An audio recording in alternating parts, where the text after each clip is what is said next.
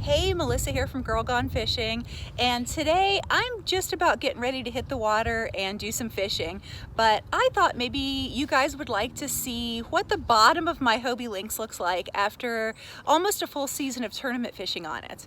So I got my Lynx in early June of last year, and I was one of the first people that I know of that had that Lynx out on the water, you know, really using it hard.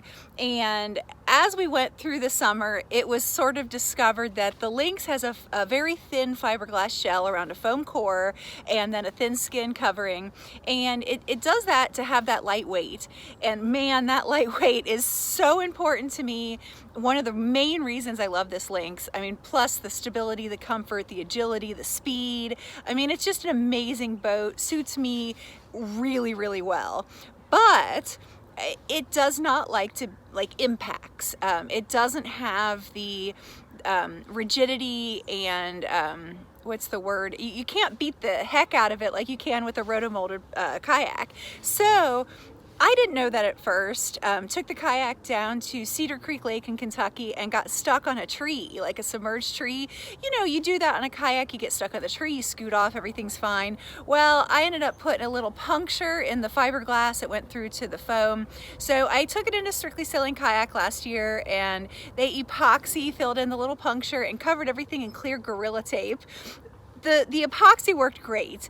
There was no issue with the puncture. It took them about 15 seconds to epoxy smooth, put some tape over it, be done. However, that Gorilla Tape, oh my goodness, it shredded and got dirty, and it was so messy. So yesterday I was at Strictly Sailing Kayak for a fishing team meet and greet. And when we got done, we took my Lynx in and cleaned it up and scraped off all that peeling Gorilla Tape, and found out that once I understood that the kayak was more delicate, I actually feel like I did a really good job of taking care of it. So I finished my tournament season last year, did some fun fishing, started my tournament season this year. So I've probably had this Lynx in well over 50 tournaments and probably over, you know, hundreds of days on the water already. But people have been asking me, what does the bottom of your Lynx look like?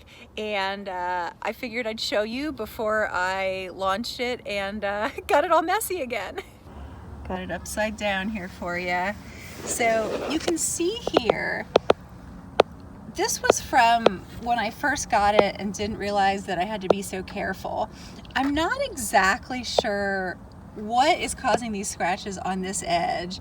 I guess it's just dragging on the ground, but I don't know why it comes around the corner. So I was doing something, but here's one of the little cracks I made.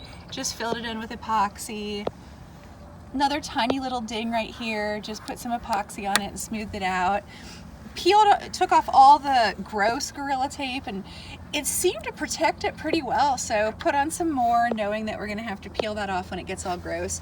But on the whole, looking at this, I know this probably doesn't mean a lot to anyone who doesn't have a Lynx, but check it out. Here is, there was a, see if you can see that there, and I'm in a shadow now, but there was a bigger crack that I think I got from another tree. It was one of my newer ones. But again, a little bit of epoxy, smoothed it down, put some tape over it, no problem. And here we go. So you can see there's some scratches on there. But it just doesn't matter. I think they're mostly cosmetic. So there we go. There's some good scratches in there. Put some Gorilla Tape over this, and haven't got any new scratches. Those were mostly from when I first got it and didn't quite understand. Scupper holes are still in really good shape despite using the cart all the time. So my big addition for this time is Brian Tacey of Strictly Sailing Kayak helped me put on this BerleyPro Bumper. It's like a nose guard. So despite my best efforts, I was wearing it a little thin right here. And that, I think, is from when you come in for a landing at the ramp. Your boat has to scrape along the concrete, and then I was stepping on the nose of the boat to step off onto the ramp, and that puts even more grinding pressure on that area. So I'm going to try to do something different. Plus we attempted to glue this guard on Again, it's that BerleyPro. We heated it up with like a space heater to get it a little more flexible. Put Marine Goop under it, stuck it on there, and then just taped it down with Gorilla Tape. So there you have it. I think that my Hobie Lynx is in pretty good shape after as much as I've used it. June will be my 1-year anniversary with it, but I fish more than the average person, and I really try to get around, cover a lot of water. You know, you got to scout for these tournaments. You got to try to find the fish. So I did have to learn to be a little more careful with it. I don't take it on like, you know, raging rivers where I'm going to bash it into a rock or something, but I have had it on nice flowing rivers that, you know, it's not too shallow. And I got to be a little more careful around the trees after two times of getting treed and getting a little puncture. But a little epoxy and some Gorilla Tape and it's as good as new. So a huge thank you to Strictly Sail Kayak in Cincinnati for all the support for me personally and for our entire kayak fishing community in Cincinnati and around the tri-state area. And I got to get this thing loaded up and out on the water and catch some fish. If you have any questions about the Lynx, just let me know. Drop me a message or the comments.